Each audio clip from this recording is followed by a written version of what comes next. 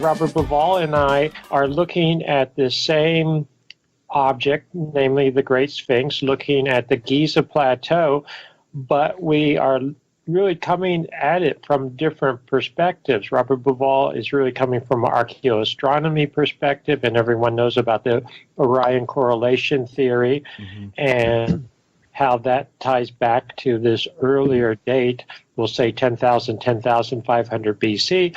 And I'm looking at it from a geological point of view, looking at the actual rocks, the actual stones on the ground, and coming to the exact same conclusion. So we complement each other very well. Our data meshes together very well. And one way to summarize it, as a couple of people have said to me, is it's the stars in the sky and the stones on the ground. I should emphasize regarding the actual head and face of the Sphinx. You know, I'm always puzzled that at Egyptologists linking it to Khafra. I mean, it doesn't take a forensic expert to see the face and see a statue of Khafra and realize that we're not dealing with the same person. The face, unfortunately, has been damaged quite a bit through the various millennia, and under repairs in recent times. But it still has features that, to me, indicates a negroid feature. It looks more negroid to me than it looks like Khafra, or at least on the statue that we see. The other thing to bear in mind is that the statues of Khafra are not necessarily his exact appearance. Most pharaohs were depicted in a very stylish manner, and we can't rely on statues to tell us how they look like. But there is no question in my mind that we're dealing with two different faces. Much suggests that what we see there is the face. What individual we can tell, but it's not the face of Khafra. From my perspective as a geologist, I am absolutely convinced, based on the evidence, that this is not the original head, this is not the original face. The entire thing has been recarved in dynastic times. So at a certain level, I don't really care whose face it is, because it's not the original face. I mean, it was probably a lion, in my opinion. The Sphinx is absolutely 100% bedrock, the original Sphinx. Something that's very misleading to people who go there, and both of us take groups to Egypt periodically, and you take people there that have never been there before, they look at the Sphinx, and sometimes you get the comments, well, it's made out of a bunch of little blocks of limestone. And you see that on the paws, for instance, you see that on parts of the body, but those are all repairs, some of which are modern, some of which are ancient. The original body of the Sphinx and the original head on that body are all one solid piece of limestone. Now, when they carved the Sphinx, originally the head was a chunk of rock, natural bedrock, that was sitting up above the surrounding plateau, so it probably attracted attention, may have been carved into some kind of a head, maybe a lion's head originally, and then later, or simultaneous with that, we don't know, but we are talking in very, very ancient times. Let's just think 10,500 BC, they carved down into the bedrock around what was to become the body of the Sphinx. So you actually look down into the Sphinx enclosure or the Sphinx pit to see the body. The body is below the general level of the plateau. So it's all solid bedrock. And yes, it has been, in my assessment, repaired, restored numerous times over thousands of years. Years ago, I was allowed to walk along the back of the Sphinx and climb. There happened to be ladders at the time because they were doing repairs, and I was allowed to go up onto the Sphinx. So I have been on the Sphinx. I have looked at the head, and it is all one solid piece of bedrock. What you have is a situation where the original head became highly eroded and this will get into what was causing that erosion, precipitation, rainfall, pre-Sahara rainfall. There's no doubt about that geologically, and this is part of the whole issue of when does it date to. You don't have precipitation, rainfall that could cause this type of weathering and erosion in the last 5,000 years. But the head became heavily weathered, heavily eroded, heavily modified, but it was a larger head. This is my assessment. And then in dynastic times, instead of trying to repair the head in the sense of putting in little blocks of stone to repair and restore whatever original features may have been left, my opinion is that they recarved this older head and it became smaller. And in fact, the head is too small for the body right now if you look at it proportionally. I think one thing that Robert will agree with me is that there's a lot of emphasis on the Sphinx itself, and all that Robert said, I fully concord. But people tend to forget that the Sphinx is attached to two temples, or there are two temples in the vicinity of the Sphinx, one in front of it, called the Sphinx Temple, and one slightly adjacent towards the south, called the Mortuary Temple. And these, I'm sure Robert will agree, give indications also of a much, much earlier date than prescribed by the Egyptologists. One of the first things I studied was those two temples, and geologically we can demonstrate, and this has been demonstrated not just by myself but other geologists independently, those temples are composed of limestone cores. So limestone cores made up huge megalithic blocks weighing tens of tons. Actually, a couple of them are probably well over 50 tons, maybe approaching 100 tons. Those blocks did not just come randomly from anywhere. They were actually quarried out of the Sphinx enclosure when the Sphinx was being carved, when the body of the Sphinx was being carved. So those core limestone blocks making up those two temples are contemporaneous with the carving of the body of the Sphinx. So those temples are as old as the oldest portion of the Sphinx. They were later they were heavily eroded and weathered, again by water. I can determine that. I've been able to determine that geologically. Water in terms of precipitation, rainfall coming down from above. Sometimes people say, oh, it must have been Nile floods. No, you can demonstrate geologically it was not Nile floods, because Nile floods would give a different type of weathering and erosion pattern. These were heavily weathered and eroded. Then later, they were repaired by the Egyptians using Aswan granite, huge blocks of Aswan granite, which are much later than the original temples. And those Aswan blocks of granite have inscriptions. There's still a couple of inscriptions remaining, very highly eroded, on the so-called Valley Temple that indicates they were there. They were either in place or they were already there in Old Kingdom times. So if you're repairing something in Old Kingdom times, you know that the original structure is much, much older. These temples, to me, is a great mystery. They obviously are of a different type of engineering construction. The erosion suggests them being very, very old, much older, but it suggests a completely different contractor, if you like, using a completely different technique, which in itself doesn't make sense. It doesn't make sense to use blocks of this size.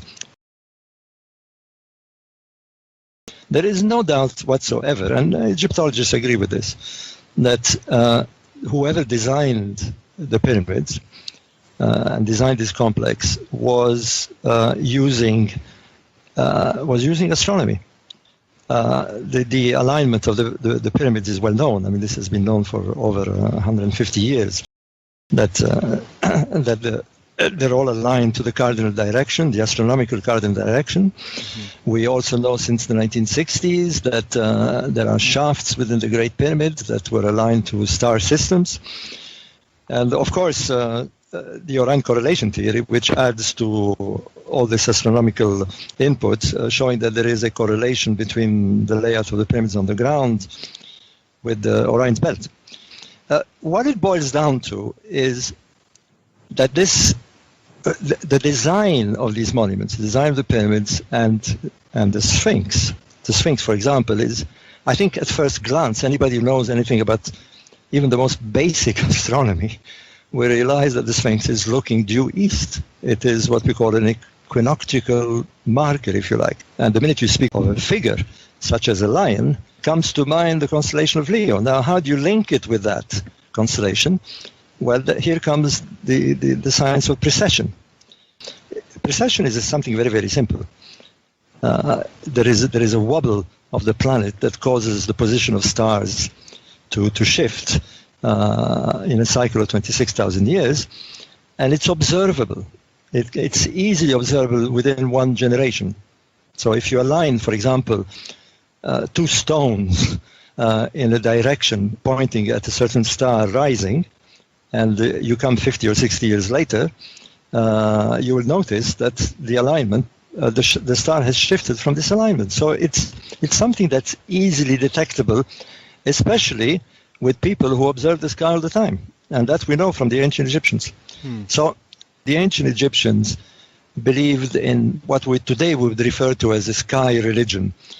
They believed that Egypt was some sort of reflection of the sky or a counterpart of the sky. This is very obvious from their texts. And one thing about the sky is that literally it's a billboard. It tells time, and it has images, if you like, constellations, the position of planets, the position of the sun at certain times of the year. So you can write a story. I'm very, very convinced that the Egyptians very cleverly used the sky as a kind of register, if you like, of their chronology.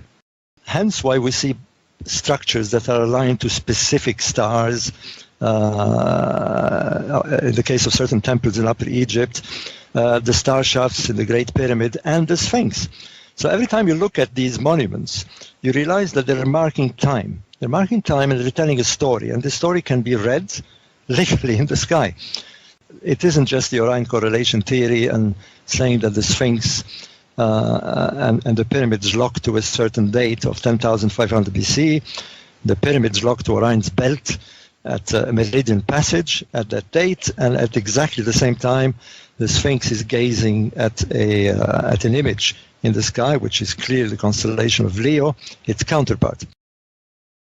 The point here is that we have not only archaeo-astronomy, but and geology, which say the same thing, but we've got the texts and traditions, and they all point to exactly the same thing, and they all interrelate, they all lock together.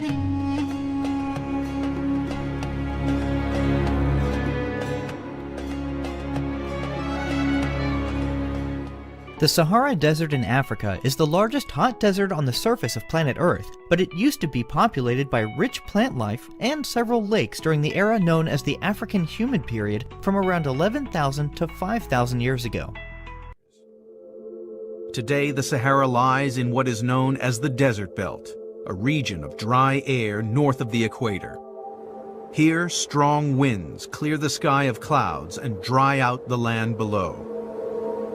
It stretches through the Gobi Desert in China and across the deserts of the southwestern United States. The Sahara first turned from swamp to sand 3 million years ago. From that moment on, the Sahara became the searing wasteland we see today. It seemed that geology alone could explain the creation of the world's largest desert.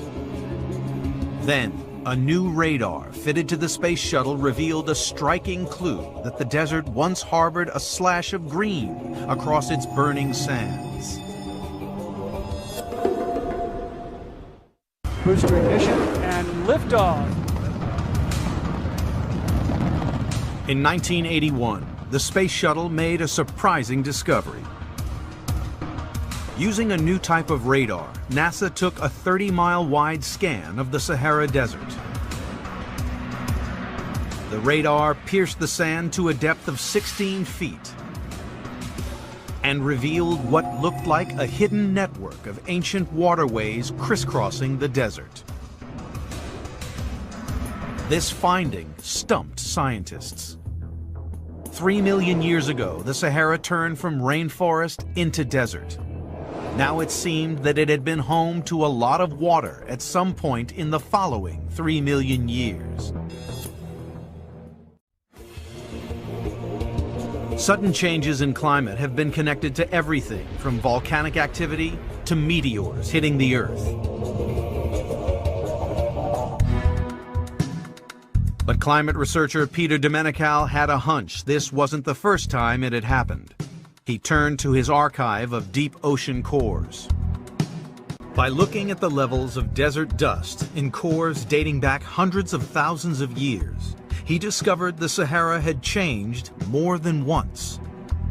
When we first collected these measurements, I really kind of almost fell back in my chair because what we saw was there are many switches like this in the climate system.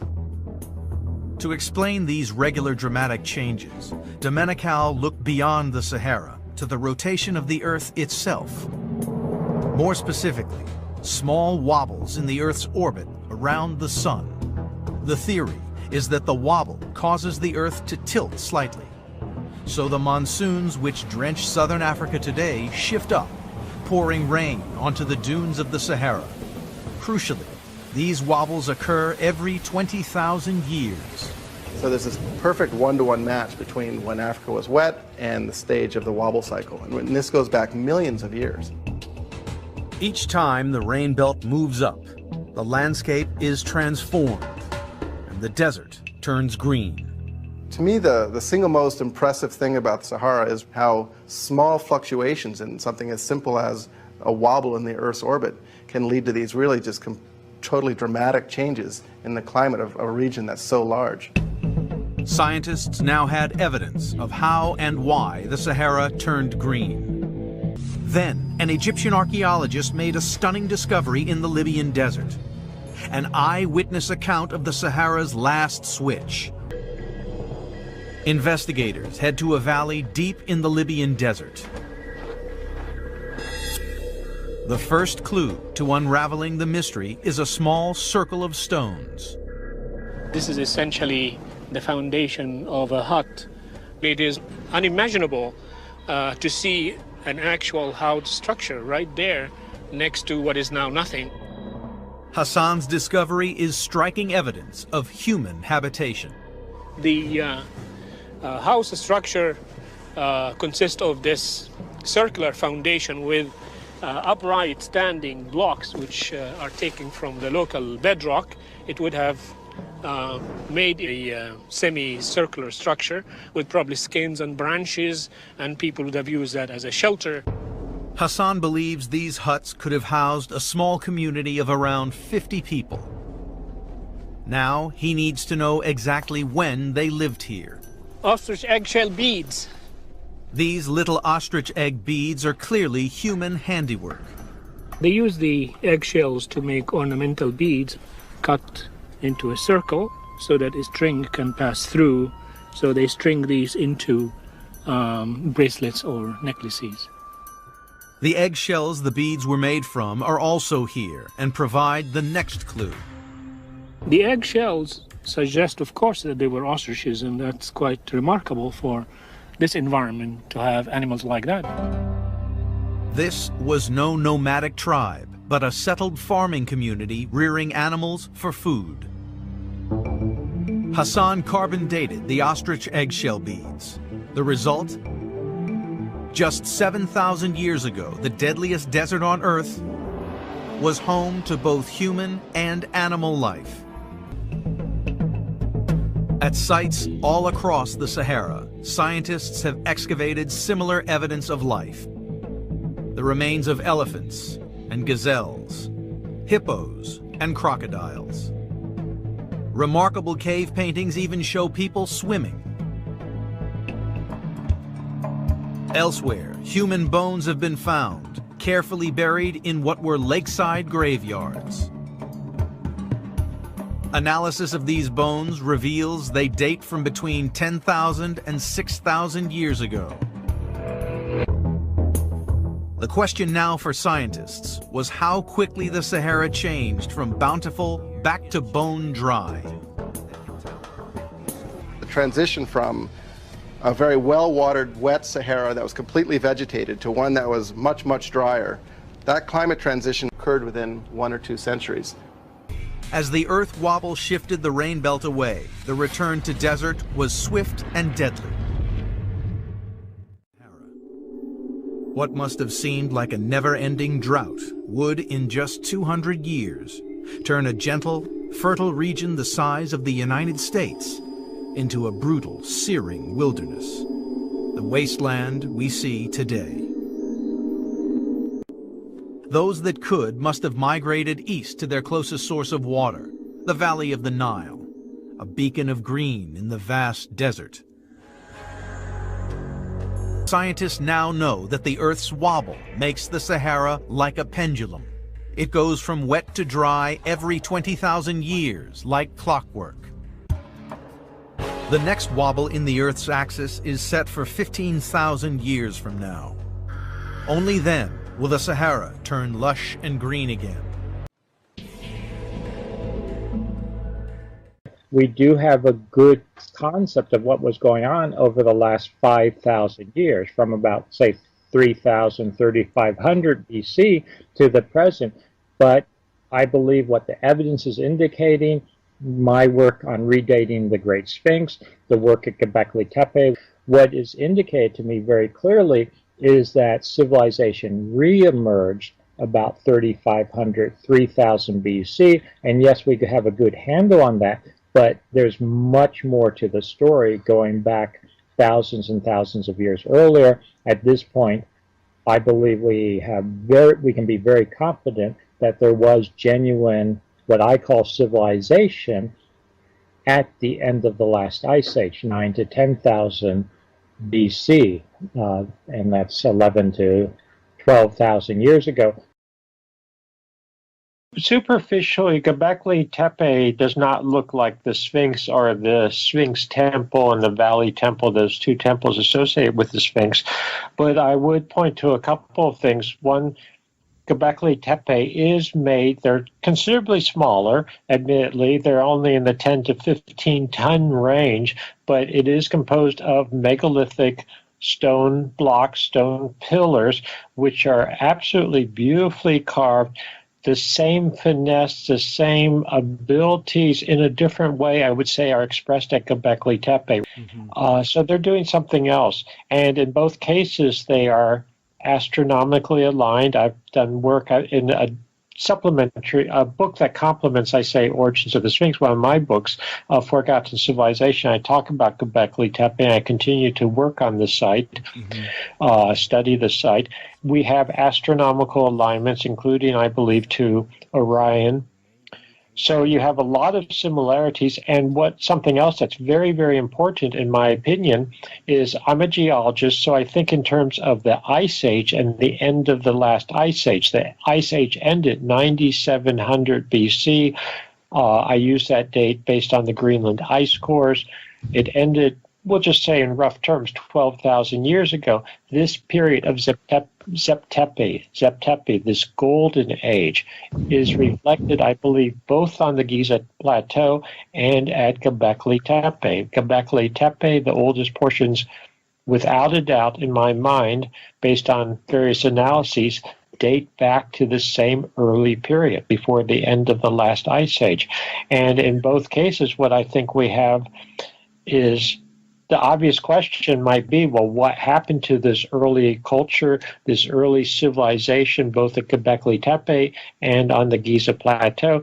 There were devastating circumstances at the end of the last ice age. The last ice age ended in incredible turmoil, I believe, from a solar outburst in 9,700 BC. And it seems to have devastated this early, what I call the early cycle of civilization. So Göbekli Tepe is, in my assessment, very important and ties in with the bigger picture. I think sometimes in our modern technology have too much hubris, and we should be a little bit, realize nature can do us in.